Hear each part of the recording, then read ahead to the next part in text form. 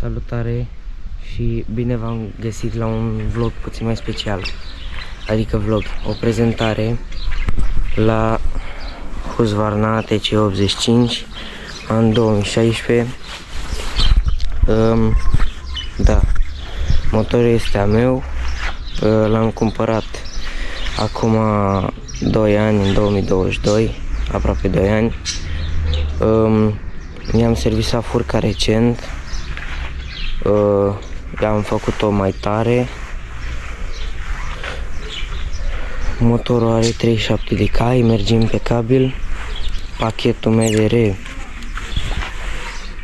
rezervor de 5,2 litri, roți 17-14, radiator pe apă, răcire pe apă, adică ambreiaj, frâne hidraulice, manșoane, blocaj pentru concursuri și antiderapantă. Pornește foarte ușor, dar n-am să o pornesc acum pentru că deranjez vecinii. Cum merge, aveți la mine pe canal. Mie o vând pentru că mi-a rămas mic din cadru, nu din roți. N-am găsit nici roți de cumpărat.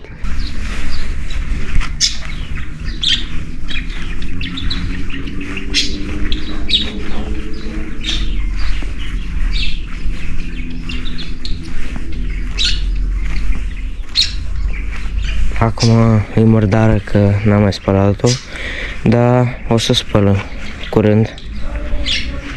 După cum văd, manete foldabile, tot ce trebuie. Kill switch.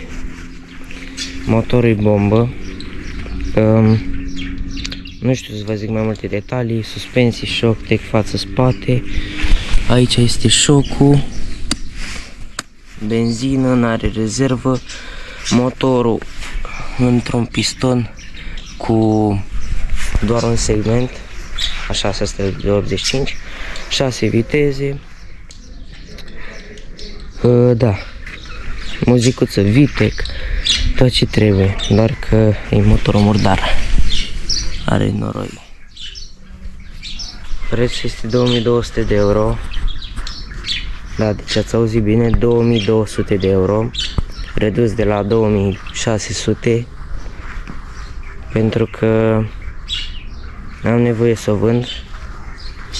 Da, deci cum am spus mai devreme, suspensiile au fost servisate și uleiul în cutie l-am schimbat recent ca să nu pice cutia, evident. Suspensii reglabile de motocross.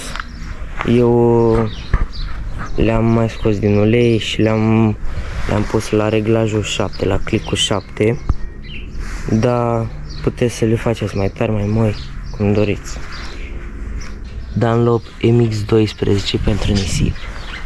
Pe față este un Michelin Starcross 5, cred. Am mus față-spate, deci nu o să aveți probleme cu pana.